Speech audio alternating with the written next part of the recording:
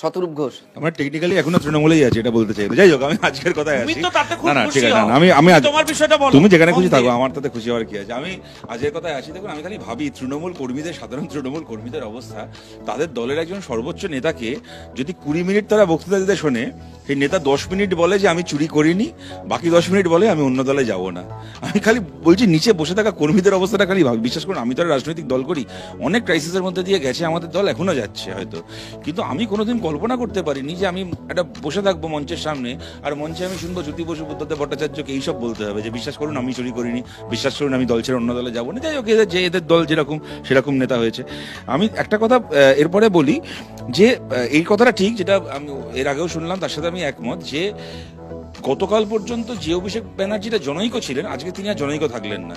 ইনি কোন অভিষেক বন্দ্যোপাধ্যায় সেটা আমরা জেনে গেলাম। উনিই বললেন যে দুবার আমার নাম করা হয়েছে। এখানে আমার একটা জিনিস ভারী অদ্ভুত লাগলো, উনি বললেন